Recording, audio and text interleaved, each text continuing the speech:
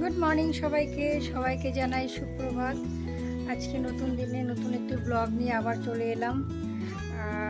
আজকে আমার জন্মদিন। আমার বড়োদেরকে আমি প্রণাম জানাই। চলুন আজকে দিনটা কিভাবে শুরু হোক দেখা যাক। আজকে কী করি, আজকে কী রান্নাবাড়ি হয়, বাড়িতে বিকালে কী সেলিব্রেশন হয়, সব আনন্দের মাঝখানে একটাই খারাপ লাগা, আমার হাজব্যান্ড ব্যাঙ্গালোরে। ও থাকলে আরও বেশি খুশি হতাম। তো ও তো নেই আপাতত, আমি এখানে একাই আছি।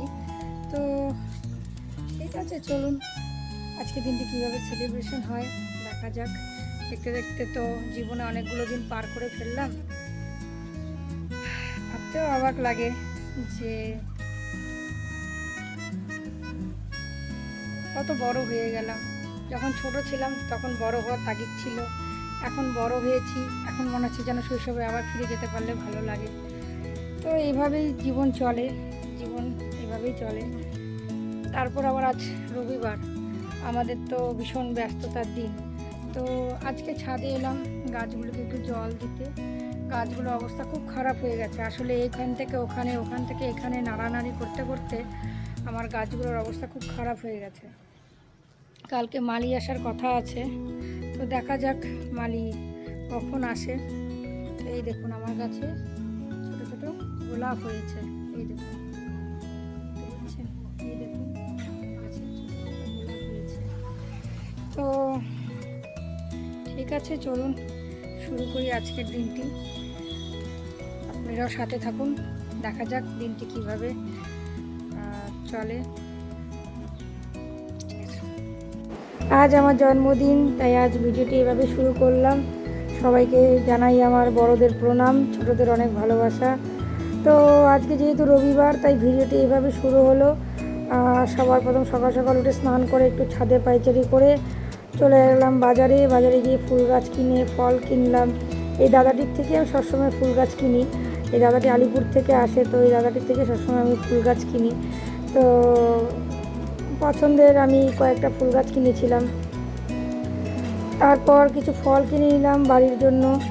সামনে তো জামাই ষষ্ঠী আছে, কিন্তু আমার বাড়িতে তো জামাই ষষ্ঠী হয় না, কারণ আমার মা নেই, তাই জামাই ষষ্ঠী দেওয়ার মতনও কেউ নেই। আমিও থাকলে ওকে একটু করে খাওয়াই নিজের মতন করে, যেহেতু আমার মা নেই। তো আবার ওদের বাড়িতে নিয়ম আছে, জামাই ষষ্ঠী পাখার হাওয়া দেয় না। তো তুমি করে খাওয়াতে পারো ভালো মন্দ, কিন্তু পাখার হাওয়া দেবে না। তো প্রত্যেকের পরিবারে হয়তো প্রত্যেকের এক একটা নিজেদের নিয়ম থাকে, আমাদের পরিবারেও একটা নিয়ম আছে, এই বাড়িতে এই বংশে এক একটা নিয়ম আছে। তো যাই হোক, বাজারে এখন নানান রকম ফলের ছড়াছড়ি। দেখতে দেখতে আজ আমার জন্মদিন, জীবনে আরেকটা বছর শেষ হলো, আরেকটু বড় হয়ে গেলাম, সামনে বুড়ো হওয়ার পথে আগাচ্ছি। তো বাড়িতে এসে দেখছি আমার শাশুড়ি মা আমার জন্য পায়েস করছে। সকাল থেকেই বলছিল একটু পায়েস করব, দুধ এনে দিস। আমি বললাম যে কোনো দরকার নেই, এই শরীর নিয়ে দাঁড়াতেও পারবে না, করার প্রয়োজনীয়তা নেই, তুমি বসে থাকো তাহলেই হবে। বাড়িতে একটু ছোট করে এই 2-4 জনের একটু আয়োজন আছে, তুমি ওতেই খুশি থাকো, ওতেই তুমি অংশগ্রহণ করো, তোমাকে কিছু করতে হবে না। কিন্তু যতই হোক শাশুড়ি মা হলো মাই, তো তারও মন মানছে না, তার ছেলে আজকে দূরে ব্যাঙ্গালোরে আছে। তো ওনার ছেলের বিহাফে আমি হয়তো অনেকটা ওনার যত্নার্থী করি, মেয়ের মতো বকাও দিই, আবার মায়ের মতো ভালোবাসাও করি। নয়তো আজকে উনি যে পরিস্থিতির মধ্যে দিয়ে যাচ্ছেন, ওনার পক্ষে উঠে দাঁড়ানো বিছানা থেকে অনেকটাই কঠিন বা কষ্টকর। তো এইভাবেই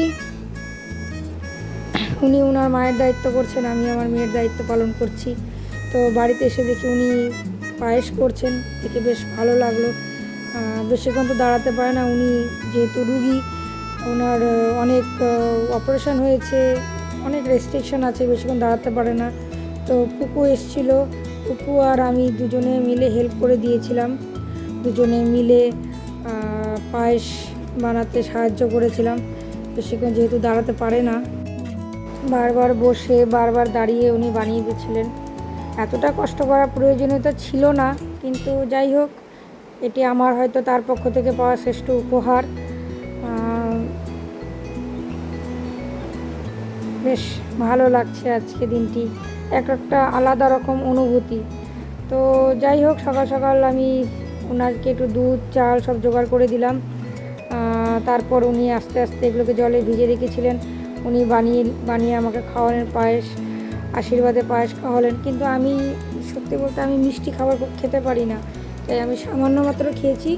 বাকি আমার বাড়িতে যে ছোটো ছোটো বাচ্চারা এসেছিলো তারা নিমন্ত্রিত 2-4 জন সবাই মিলে শেষ করে দিয়েছে, আমাকে আর খেতে হয়নি। তো যাই হোক, ভালো লাগলো, কালকের দিনটি অনেক সুন্দরভাবে কেটেছিল সবাইকে নিয়ে। খারাপ লাগা শুধু একটাই ছিল, ভাই তো রাত্রে এসছে, ভাই তো সারাদিন কাজের ব্যস্ততায় ছিল, আসতে পারেনি। আর আমার হাজব্যান্ড তো আগেই বললাম ব্যাঙ্গালোরে আছে, ও আসতে পারেনি। বাকি সব ঠিক আছে, সবার সাথে সুন্দর কাটলো। বিকালে ছোট্ট করে কেক কাটও হলো। আমার বাবার বাড়িতে পায়েস খাওয়ানো বা ধান দুব্বা দেওয়াটা প্রচলনটা বলতে পারি যে উঠে গিয়েছিল, করতো না। তার কারণ হচ্ছে আমি মার মুখে যতদূর শুনেছি, ঠাকুমা নাকি না বলেছে মাকে মেয়ে হলে মেয়ের কোনো দিন জন্মদিন করবে না। তো হয়তো এটা তাদের পরিবারে কোনো নিয়ম। মা বলেছে যে কোনো এক পিসি আমার মারা গেছিলেন জন্মদিনে, মানে জন্মেছিলেন বা কোনো কারণ ছিল, আমি সেটা ঠিক ক্লিয়ার বলতে পারছি না। আজ মাও নেই বলবার মতো, তো যার জন্য আমাদের বাড়িতে, আমার বাবার বাড়িতে মেয়েদের কোনো দিন জন্মদিন পালন হয় না। ছেলেদের হয়, ভাইদের হতো, তো মেয়েদের হয় না। তো ঠিক আছে, যেটা আগে পাইনি বংশান্তর গোত্রান্তর হওয়ার পর সব কিছু পাচ্ছি, এই তো অনেক বলুন। তারপর এদিকে রান্না চলছিল পায়েস, তারপর আমি আমার রুমে চলে গেলাম উঁকি মারতে। ওখানে গিয়ে দেখছি ব্যাস এক কড়াই মটন হচ্ছে। এই রান্নাটি আমি করিনি, কালকে আমার পুরো ছুটি ছিল। এই রান্নাটি করেছে পুনম, খেতে দুর্দান্ত হয়েছিল। আর মাংসটি এতটাই ভালো ছিল, মানে আমি ওকে বলেছিলাম যে তুই কুকার বের কর, কুকারে 1-2টা সিটি তো দিতেই হবে, 2-3টা সিটি দিতে হবে। কিন্তু যে কাকুটার থেকে আমি মাংসটা আনি এত কচি নরম পাঠা দিয়েছিল, একটা সিটিও পুরো দিতে হয়নি, তার আগেই মাংস খুলে বেরিয়ে গেছে। লাস্টে কড়াই নিচে প্রচুর পরিমাণে ভর্তা হয়ে গেছিলো মাংস, মানে এতটা নরম আর এতটা ভালো ছিল, এত সুস্বাদু আর এত সুগন্ধ ছিল মাংসটা। তো যাই হোক, মাংস পায়েস, কালকে আমার জন্য ছিল ডাল, 5 রকম ভাজা, পায়েস, মাংস। যেহেতু আমি এখন দই খাই না, তাই দই ছিল না, কিন্তু সবার জন্য মিষ্টি ছিল, সবার থেকে একটা মিষ্টি আমাকেও দেওয়া হয়েছিল। মিষ্টি, পাঁপড় ভাজা দেওয়া হয়েছিল, কিন্তু আমি কোনো মিষ্টি জাতীয় খাবার আমি খাই না এখন। ইভেন আমি সকালবেলা করে দুধ চাও খেতে পারি না, আমার দুধ চা খেলে গা গোলায়, আমি দুধ চা খেতে পারি না, আমি লাল চা খাই। মানে আমার দুধের প্রতি যেরকম ভালোবাসা ছিল, দুধ চা দুবেলা আমার লাগবেই। সকালটা তো ম্যান্ডেটরি, বিকালে না হলেও হলো, না হলেও হলো, না হলেও হলো, তো সকালটা আমার লাগবে। কিন্তু এখন কি জানি ইদানিং কী হয়েছে, আমি একদম দুধ চা খেতে পারি না। তো যাই হোক, গরম প্রচুর ছিল, যার কারণে আমার শাশুড়ি মা যে শাড়িগুলো দিয়েছিলেন সেগুলো পরার সেরকম সময় সুযোগ পাইনি। তবে শাড়িগুলো পরবো, পরে এক এক করে পরবো, আপনাদের সাথে শেয়ার করব। দেখতে দেখতে পায়েসটা অনেকটাই ঘন হয়ে এসছে। উনি যে এখনও দাঁড়াতে পারেন না, বসে বসে করছিলেন এবং সবার সাহায্যে করছিলেন, তারপরেও ওনার হাতের পায়েস দুর্দান্ত হয়েছিল খেতে, অসম্ভব সুন্দর স্বাদ হয়েছিল। যেমন ঘন তেমন মিষ্টি, কিছুটা বাতাসা, কাজু, কিশমিশ যোগ করেছিলেন। আমাকে বলল যখন তুই পায়েস বানাবি তাতে বাতাসা দিবি, বাতাসা দিলে তার গন্ধ নাকি আলাদাই হয়। তো ওই ভিডিওটি আমি তুলে রাখলাম। আমি ভবিষ্যতে যদি কোনোদিনও পায়েস বানাই, আমি ওনার মতো করে বানাবো। ওনার হাতে নিরামিষ মানে তরকারি বা রান্না, পরমান্ন, ঠাকুরের ভোগ, এসব ওনার হাতে খুব ভালো হয়। আমি যেমন ননভেজ, মাছ, মাংস, ডিম ভালো বানাই, তেমন উনি আবার নিরামিষটা খুব সুস্বাদু করে বানান। উনি প্রায় দিনে বাড়িতে আগে যখন নিরামিষ করতেন, উনি আমাকে আমার রুমে দিয়ে যেত যে এইটুকু তুই খা, এত ভালো লাগতো, সত্যি মুখরোচক, মুখে লেগে থাকতো। তো যাই হোক, দেখতে দেখতে পায়েসটা অনেকটাই হয়ে গেল। এই তো দেখুন কি সুন্দর ঘন হয়ে গেছে না, দুধটা কতটা নেমে গেছে, আরও নেমে যাবে। দুধ তো যত উতাল দিচ্ছে দুধ নেমে যাচ্ছে। দেখতে দেখতে পায়েস অলমোস্ট হয়ে এলো। এরপরে বলছে যে আর একটু ঘন করে নামিয়ে দেবে। এই দেখুন কি সুন্দর লাগছে না, ঘন হয়ে সর পড়ে গেছে, খেতেও অপূর্ব হয়েছিল, অপূর্ব। কালকে সারাটা দিন এতটা ব্যস্ত ছিলাম যে আমি কালকে ভিডিও দিতেই পারিনি।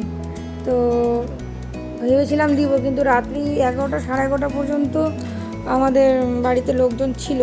তারপরে নেমেছে রাত্রে তুমুল বৃষ্টি, বৃষ্টির কারণে আরও মানে ব্যাঘাত হয়েছিল।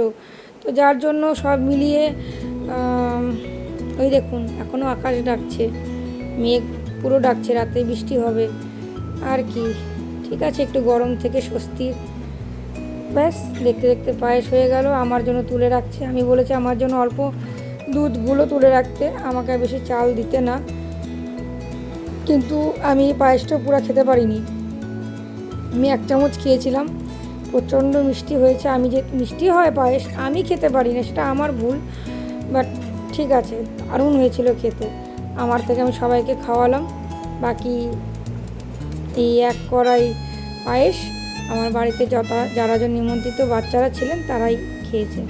তারপর দুপুরবেলায় আমাকে আশীর্বাদ পর্ব করলো, ধূপকাঠি সরি ধূপ বলছি, মোম ধূপ দিয়ে ধান দুব্বা দিয়ে আশীর্বাদ করলো।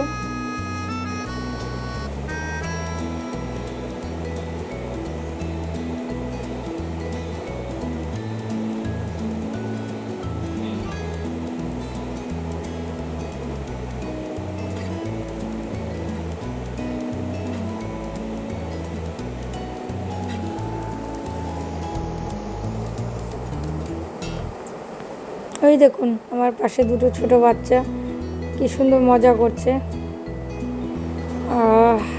হয়ে গেল আশীর্বাদ পর্ব। দুপুরবেলায় ভাবলাম যে একবার আমার হাজব্যান্ডকে ভিডিও কল করি, পরে মনে পড়লো ও তো ঘুমিয়ে থাকে, তাই ওকে বিরক্ত করিনি, কারণ রবিবার দিনটি ওর ছুটির দিন। ব্যাস, তারপরে দুপুরে খাওয়া দাওয়া পর্ব শুরু হলো।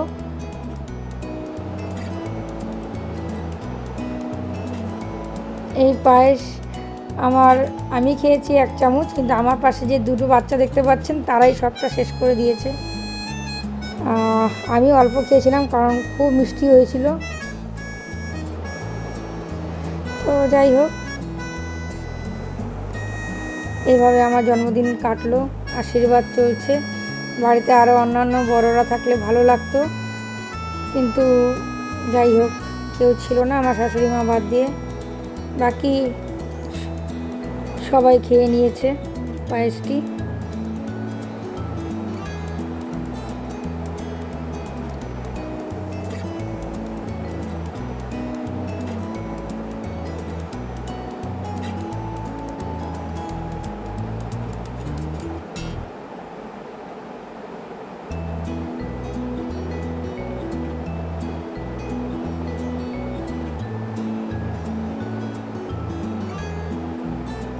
আমার শাশুড়ি মা এসব খুব ভালোবাসেন। আসলে লোকজন নিয়ে থাকা, উনি সহজে সবাইকে ক্ষমা করে দেন।